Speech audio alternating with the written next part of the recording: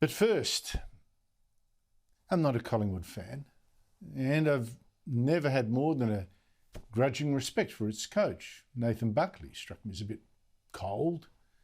But I tell you, all that has changed, because I have never heard such a gracious and grateful speech from a man who's just been forced to leave a job that he loved. And my respect is now admiration. This was the example that we needed after seeing a shrieking processions of failed leaders being dragged out of their jobs, swearing revenge as they go, taking no blame, hurling insults. I mean, just think of former Prime Minister Kevin Rudd, first plotting against his successor and now shrieking that he was robbed by that wicked Rupert Murdoch.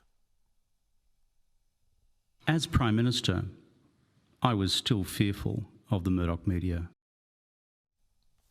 Or think of former Liberal Prime Minister Malcolm Turnbull, also blaming Murdoch for his fall and campaigning then to defeat the Liberal Party that he once led, after accusing it of madness and treachery for getting rid of, well, let's be frank, a loser.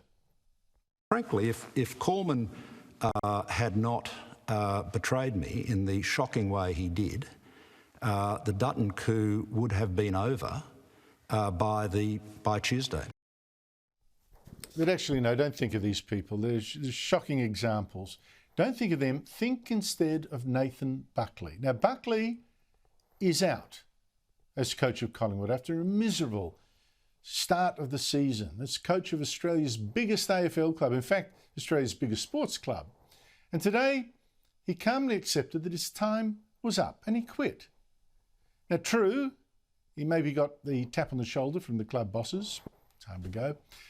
Either way, Buckley at his press conference today stated things with the clarity of an honest man, and above all, a man honest about himself. That kind of honesty is the most rare. Rudd doesn't have it, Turnbull doesn't have it, but Buckley said his club needed something new, and he could not make himself that new thing. It's clear that there was an appetite for change in the program. My messages, my manner, the way that I lead is established.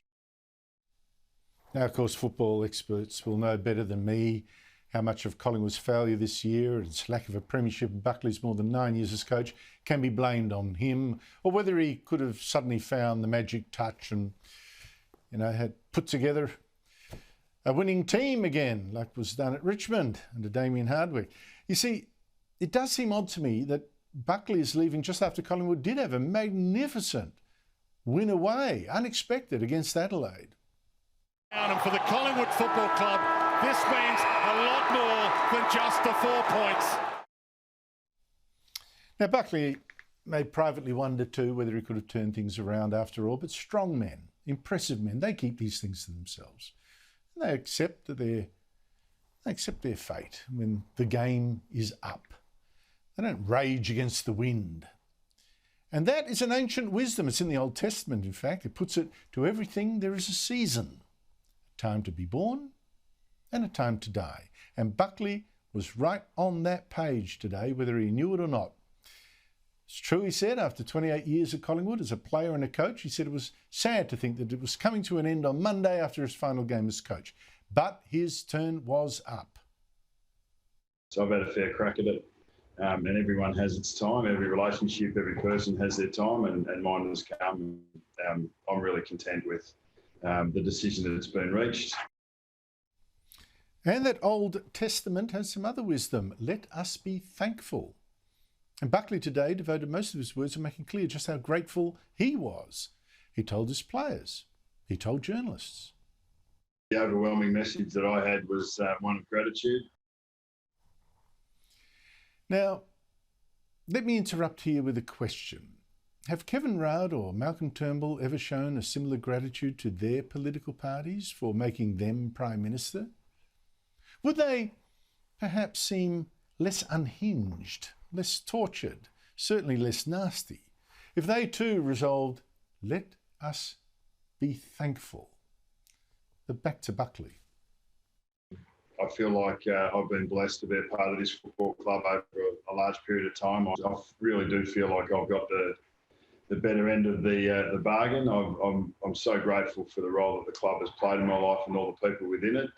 It's definitely shaped the person I am.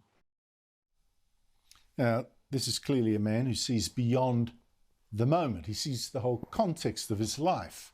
A bit like a champion player reads the game, right? They see not just the play in front of them, but every next move.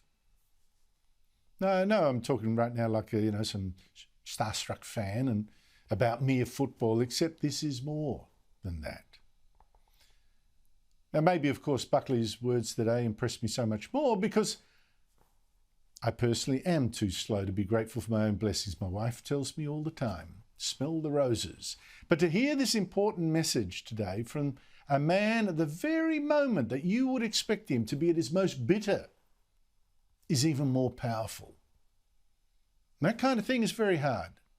I mean, Eddie Maguire, a man that I like and thought was unfairly smeared as a racist, he was forced out as Collingwood's president 4 months ago. He was naturally wounded, and his own farewell speech then included what Buckley's today did not.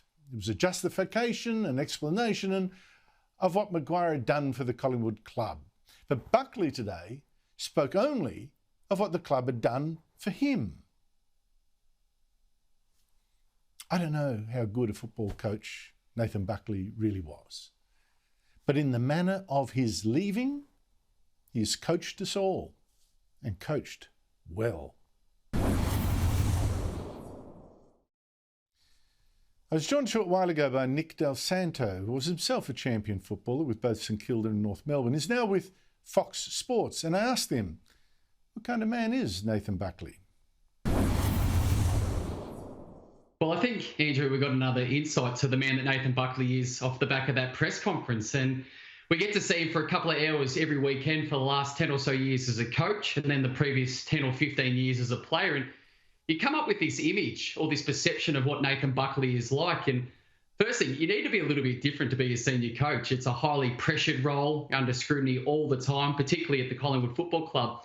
But I feel, if anything, Andrew, my perception of him even changed off the back of that press conference. He was so professional, and I just think the way that he spoke, the terms and the words that he used, and one of his first sentences when he got to speak was how grateful he is for his opportunity to be involved in the football club.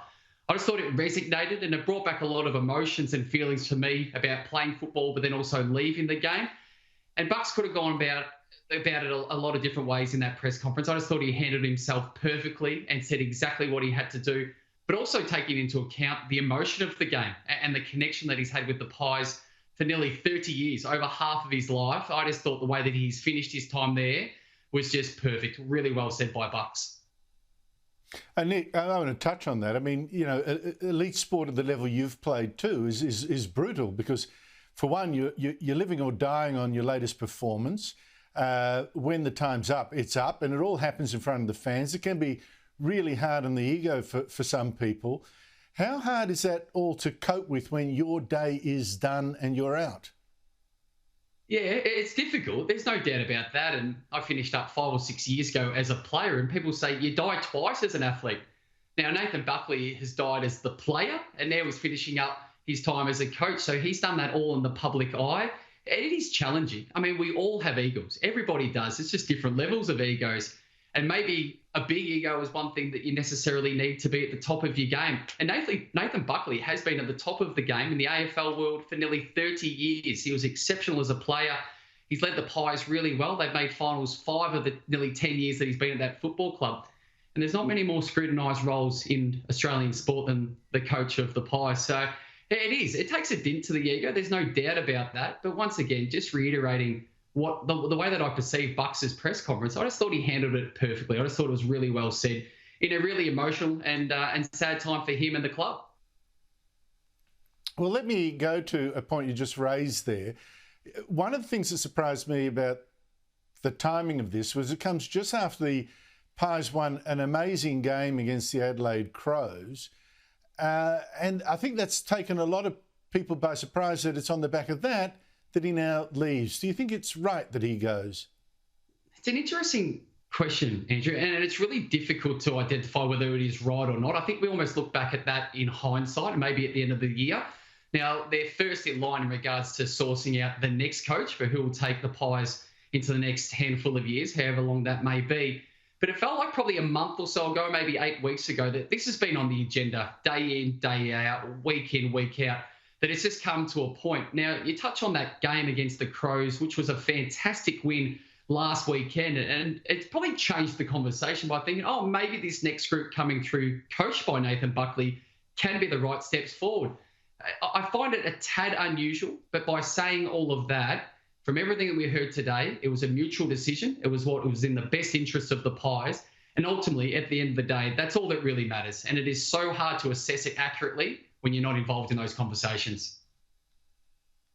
And finally, Nick, what is happening at this very great club? Its president was forced out in February. I thought he was railroaded out. I thought he was made a scapegoat. I thought it was most unfair. But anyway, he was forced out in February.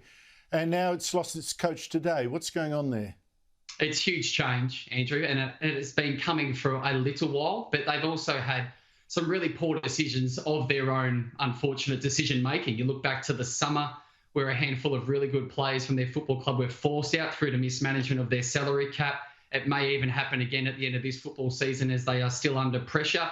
And this is a club that has been so stable. When you speak about the president being Eddie Maguire, leaving after 20-odd years at the helm, and they've just been an absolute powerhouse. And for one of the very few times, maybe in their recent history, they're going through what other clubs go through every handful of years. And I look at the Saints in my time there, it was a rotating door with coaches and boards and who gets to make some decisions. So you would like to think, and maybe this is a little bit optimistic, Andrew, you'd like to think that a club of this power and this amount of strong people that can make good decisions from here going forward, that this isn't a long-term issue. This can get fixed. They can nip it in the bud right now and move forward and start to improve again as a footy club. Yes, I want them good enough that I can hate and not feel bad about it. But there you go. Nick Del Santo, thank you so much indeed for your time. Thanks a lot. Appreciate it.